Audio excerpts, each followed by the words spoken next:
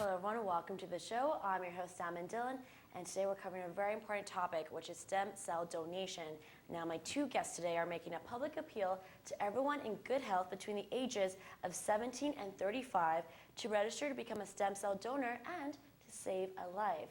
Now to tell us all about it, I have Harish Pawagi here and Dr. Prateek Lala. Well, hello gentlemen, welcome to the show. Thank you. Now, very important topic and often not very much known about as well, so I'm really glad we're going to today educate our viewers. Now, right away, we should start off with, the fact that, Harish, you have a personal connection to this because your sister is battling leukemia and she's looking for a stem cell transplant. Now, your sister is Justice Manjusha Pawagi, and, we need to help her out. So first of all, let's find out a little bit about her. Tell us about your sister. Sure. Well, of course, she's my big sister, Yeah. so of course I want everyone to help her as much as they Yes. can. And really happy to be here to help her. And she's always liked to help people. She went to law school in the 90s and wanted to practice in children and family law. She wanted to help people as much as she could, right directly. So that's what she did after law school. And she also has written a couple of children's books. She loves children. Now she has two of her own. They're age 11 now. She went through law school. She helped people, helped families, started her own family. Yeah. Now she's been appointed to the bench in Brampton. Wow. And she's helping people. Again, it's through largely through the family law side. Again, getting involved with families. And I mean, she likes helping people. So this is great that if we can help her. Exactly. She would love everybody to help. And Well, exactly. It's very important. So talk to us, first of all, take us back to when you first found out that she was sick. okay, so that was in late April of this year. My dad called me. And I said, oh, what's going on? And he goes, are you sitting down? And I'm like, well, I am now. And he explained what was happening. And I was like, oh, my goodness. And then I talked to my mom. And she said, don't look anything up on the internet. You'll get scared. She's looking after a little boy. Yeah. And, of course, I looked everything up. It's acute myeloid leukemia. My sister has it. She's in Sunnybrook Hospital in Toronto. Come as soon as you can. I live in Kitchener, so just an hour and a half from Toronto. Come as soon as you can. Come be with us. Come see your sister. And,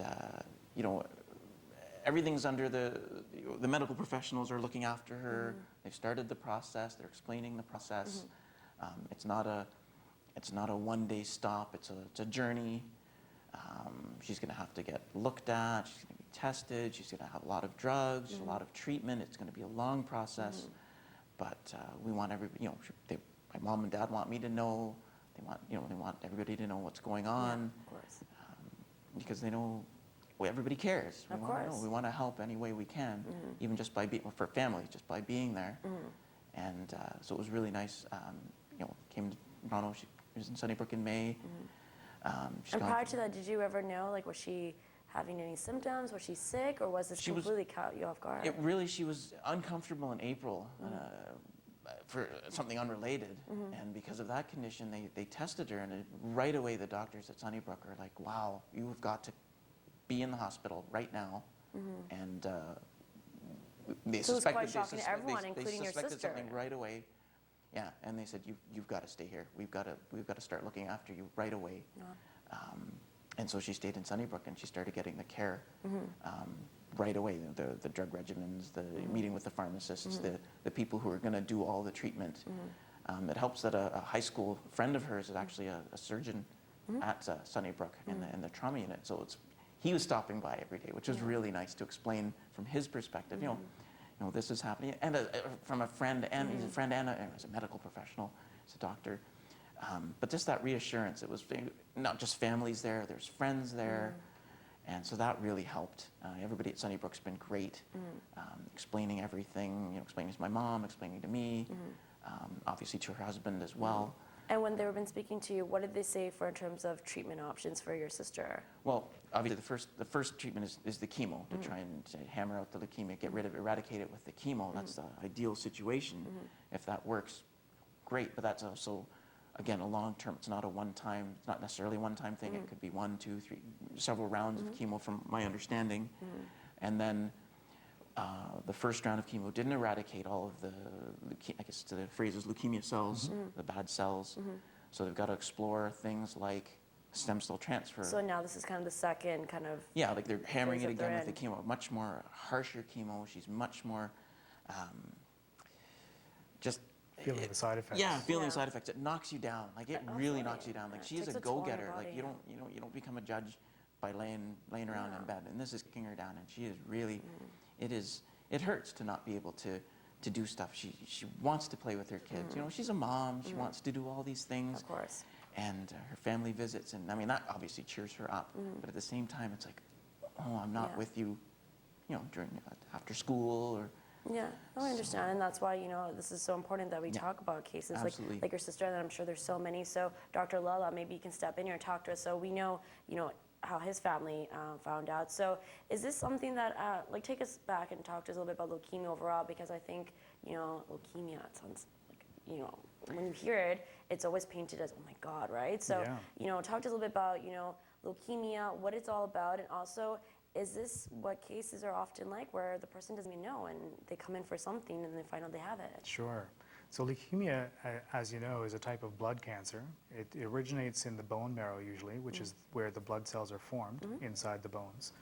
And typically, patients do present exactly the way that Manjusha did. And in fact, they're feeling well up to a certain point. They start feeling these unspecific symptoms of feeling tired and nausea and night sweats and that kind of thing. And then they have a blood test done, a typical blood test to look at blood counts and things like that.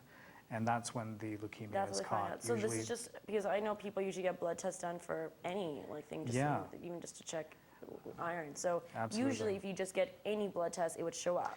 Well, or is what there a specific usually, what type? usually is done, it's called a CBC, a complete blood count, and it's one of the tests that's normally done for a variety of different For reasons. any physical checkup when you come Right. in. Yeah. So to look for, you know, your iron levels, your blood levels in general, and that typically will find leukemia when that exists. Yeah. Okay, so typically we can find it through a blood test. Sounds like some of these symptoms, you know, I think most people, like I'm just thinking of myself, you're tired. Could be You're anything. just like, you know, I'm just tired, right? And Right. my iron's low, you know. So I can see how most people wouldn't think they have leukemia. So once a person is diagnosed then, so what is kind of the, I guess, the journey that they go on? Can you talk to us a little bit about that? Certainly. So it typically is a fairly long journey, as Harish was saying, in that once you've been diagnosed, you then have to characterize the cancer a little bit just to determine specifically what kind of cancer it is. And there is a lot of genetic testing done, and just to get a sense of what the most appropriate treatment would be. It's typically the first treatment that a person with leukemia goes through is chemotherapy, and there are a variety of different kinds depending on the type of leukemia the person has. Okay. And sometimes that works really well. In fact, in children, in childhood leukemia, the cure rates with chemotherapy alone is quite high. They're 80 to 90% in some cases. And I think with chemo also, because it is often in the media and you hear a lot about it, it can be, it takes a toll. So I think, you know, we got to take a little break, but I think coming back, we'll talk about exactly the toll that it takes. So don't go anywhere. We've got a lot more coming up right after this.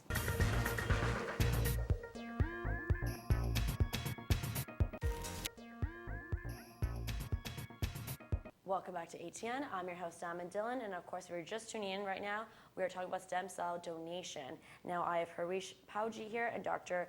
Prateek Lala here. Now, Dr. Lala, we were just talking about, you know, when a person gets the news that they have leukemia, oftentimes right away they're in chemo, and there's different degrees of chemo depending on what they have. So, do you mind maybe going more into details about that? Of course. So depending on the kind of cancer someone has, the chemotherapy drugs that are used, the combinations of drugs can be different. But for the most part, they're fairly toxic drugs that hit normal cells as well as cancer cells. So that causes a lot of side effects for people. In some people, it causes their hair to fall out. You feel nausea and you vomit quite a bit. There's a lot of different effects that can happen with chemotherapy. And so for most people going through that kind of treatment, it's a long journey, and it can be an intensely difficult one to go through as well. If I can jump in, it also it brings your immune system down as well. In my sister's case, Right. and it really limits. We've limited really who can visit because Oh, we're right, really 'cause worried you don't about the want her effects of the picking up chemo, anything. and so we've restricted, you know, to close family, mostly her husband Yeah. and my mom, because we're just on top of everything else. You can't get an infection. get- That's the worst thing. Now, Absolutely. what do you do then? It's an so excellent it's point to make. In So it really that changes your whole life because now Yeah. not only are you battling this, but now you can't even fight off infections. Yeah, or she's go got out she's got to little just the kids. park. Yeah, and you have can't kids, get, you right? can't, And you know, kids they pick get, up. they pick up everything, so you can't. We really got to be careful. Absolutely. Exactly. So let's talk about stem cell. So, in this situation, when somebody has leukemia, they do the chemo.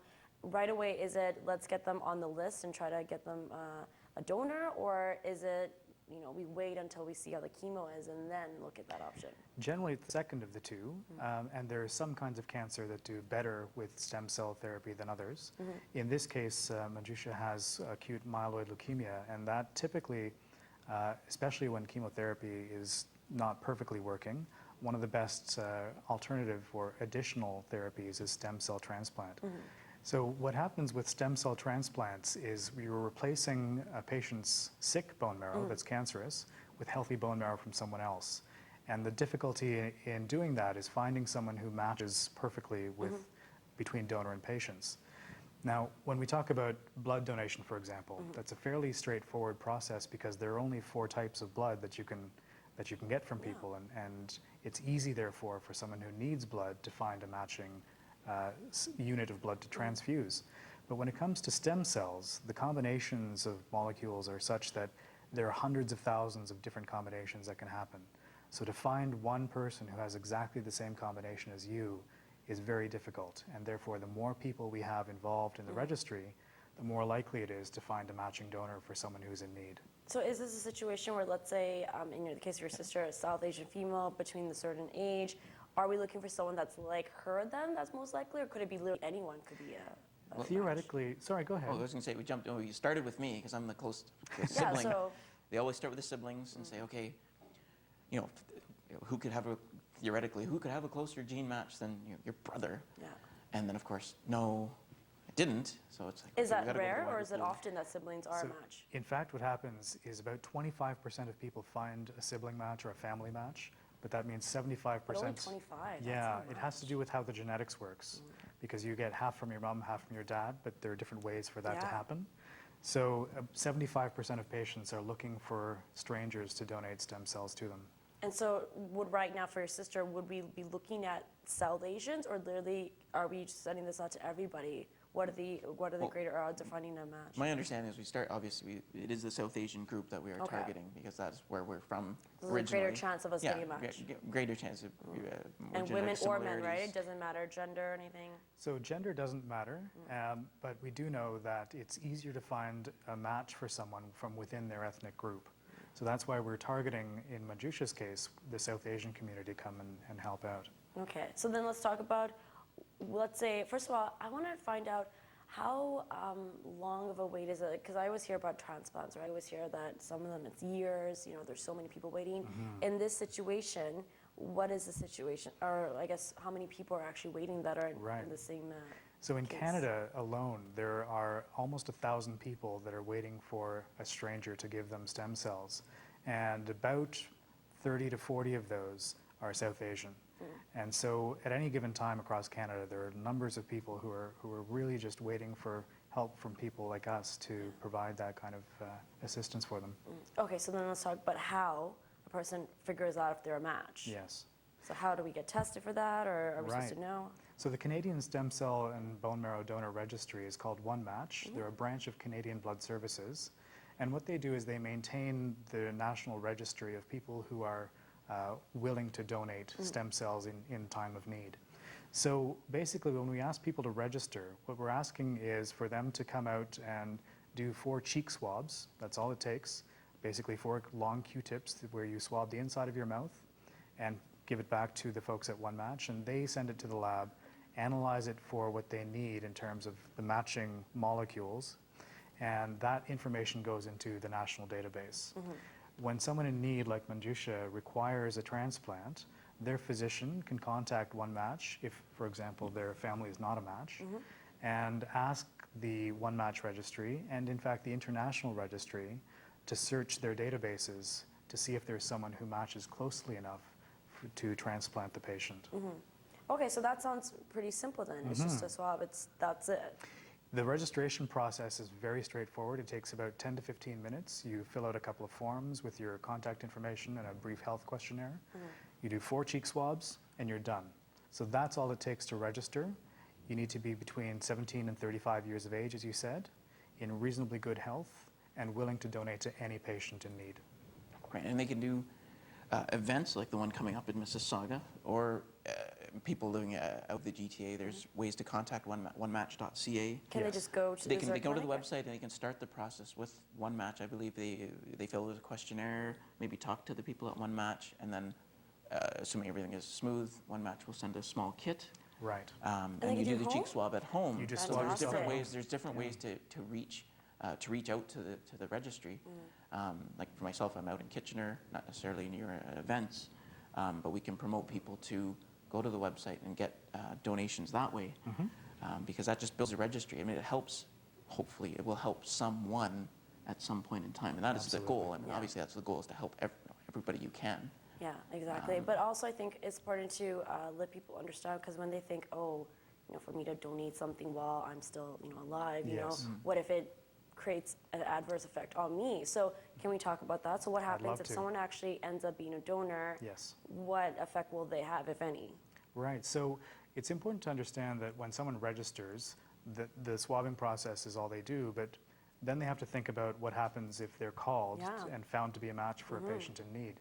So that process is also fairly straightforward. And in fact, these days, the process that's used most commonly is something called peripheral blood stem cell donation, which means that if the person is called and agrees to be a donor, they go through some medical tests to make sure they're healthy enough to donate. And then they're given some medications to boost the number of stem cells that come out of their bone marrow into their bloodstream. They go to their local cancer center. They're hooked up to a machine, essentially, where it takes blood out of one arm through a needle, runs it through a machine that removes all the stem cells and gives the rest of their blood back to them through their other arm. So it takes a few hours, but it's a straightforward process. People are reading or watching the television as they do it. And there are really no side effects from that in the long term. And the stem cells that are removed regrow in that donor within 4 to 6 weeks. So it's not like donating a kidney where you lose something permanently. Exactly, you get it back. Okay, so it sounds pretty easy enough. Of course, lots more to talk about. We got to take a little break again, so don't go anywhere. We'll be right back after this short commercial break.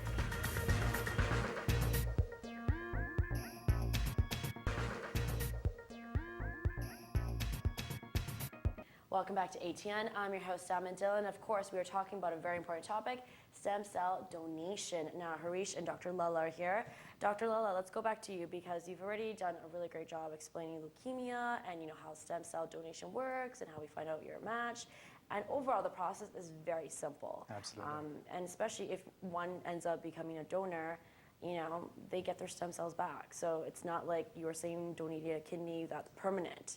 You will get it back. So the thing is, though, about stem cell is that, for those few hours that you're hooked up and donating, the effect that you have, the positive effect you have, really stretches far. So talk to us a bit about that. It's incredible. So in fact, with stem cell transplant, it is effective not just for people who have cancer and leukemia, but there's a whole variety of different kinds of illnesses that can be treated with stem cell transplant. And again, like you say, by donating a little bit of your time and a few of your stem cells, which again grow back, you can literally save people's lives anywhere around the world. So it's an important thing that people are aware of this and come out and support the efforts that Harish and his family are having. And if they can't make it to that particular event, which we'll talk about in a moment, they can go to the OneMatch website, which is on the screen, and they can register online as well. Yeah, and you were saying they can get a kit mailed to them, so nice and easy, right? For Exactly people that right. don't want to go to the office or anything. Talk to us about the ethnic background here, because you're mentioning the likelihood of a match is someone from your same community, and you were saying, fortunately, our numbers are low. It's true, and in fact, so we know for a fact that people of minority ethnic groups who are in need of transplant have a far less chance of finding a perfect match for themselves than the Caucasian population in Canada, for instance. So what we need to do is encourage people of different ethnic minorities, certainly the South Asian community, to come and boost the numbers of people that are available to provide stem cell transplants. So people like Manjusha and the 33 other people of South Asian descent in Canada who are waiting right now have a better chance to find someone who's a match for And them. that's not even a big number, like 30-something people across Canada, if you look at So the community. 33 South Asians, worth almost 1,000 people in total who are Yeah. looking for a transplant. And again, while it's more likely to happen within your own ethnic group, it can certainly happen with other ethnic groups too. So you could be a match for someone outside your ethnic group Yeah. entirely. But think about the fact that it's such a small amount of people, so if Yeah, everyone yeah. just came out, like we've got a huge population. Absolutely. To really impact. So let's talk about that. Why do you find, and maybe you can talk about this as well, because since you started this appeal, what is the reaction like from the South Asian community? Do you find that people are educated about it and understand it, or is there like maybe some misconception with what it entails, and maybe that's why the numbers are low? I've found the reaction's been amazingly positive. People are very much, what can we do to help people? And then they find out it's so simple. They're like, wow, like this is great. You know, they're imagining, I don't know what they're imagining, Yeah. but obviously something very different than a Q-tip or a cheek Yeah. swab as the starting point. The starting point is very simple. Like I was like, wow, this is great. I can easily promote this to people. It's Yeah. uninvasive. It's simple, and it just gets you started, and that's all we're asking is people to get started on this road, because you don't know if you're going to get called. You may not get called for 20 years, but you're on the registry, Yeah. and the registry knows where you are. They can find you if Yeah. somebody needs help, and it could be somebody on the other side of the planet. Yeah. Somebody back in India, it could be somebody in the States, it could be somebody across Canada. It just boggles my mind, or doesn't boggle my mind, but I find it fascinating with the medical advances, that this is something that's very straightforward, and it's very, and they're doing this more and more to help people, you know, obviously in Toronto, in Canada, around the world, and the response has been positive. Like you explain it, obviously some people need to get reassured. So maybe that, more education is yeah, needed. that, you know, because it still is, you've got to either go to an event or you've got to go to the website, you've got to get stuff. It's still, the onus is on the donor or potential donor to get started. Nobody can make you. All we can do is appeal to you, encourage you. It's similar to blood donation. All we can do is encourage you to, hey, you know, this will help somebody, or you're in that mindset that this may help somebody, not today, not tomorrow, not Manjusha, but help somebody, because only good can come out of the donation process. So we have an upcoming event taking place, right, July 13th? Tell us about that. Sunday, July 13th in Mississauga at the Hindu Heritage Center. Starts at 10 a.m. And it's an appeal to please come out to that center. You can get the address through the OneMatch.ca. They usually have a listing of the next And on the events. official Facebook page as well? Well, that is. links to OneMatch. And It on is, the and official- the address is 6300 Mississauga Road in Mississauga. So people can come in, there'll Yep. be someone there Listen to to explain what's do the going kit, on, help them with what they need to do, get set up, or get in line. Yeah, I'll definitely be there. Yeah, Yeah. I'm planning on being there as well. Yeah. Now with my sister, it's just up to the doctor Yeah, whether you but they clear to can go come in. be with crowds or not. But you know, it'd be love to see everybody there. Yeah, It would mean so much to everybody. It would, I it mean, would. It really would. I mean, especially my mom. you know, exactly. so No, she's, you know, definitely. We want to make sure that all the community comes out. And really, for July 13 or any other day, they're just finding out and getting registered. There's no decision that has to be made That's right, right then exactly. to be a donor, That's right? Yeah, that comes later. Obviously, there's always, it's not a guarantee. We understand people are volunteering their time, their cheek swab. Yeah. And they can And- withdraw at any yeah. time if they Exactly. choose. Somebody phones Yeah. up and they said, well, you know, they get scared. I mean, people get Yeah. worried about things. But just Or even they're find scared. out. Yeah. Yes. Yeah, just to find out. And it's just great that people want to do this. The response has been overwhelming. People are saying, well, we'll be there.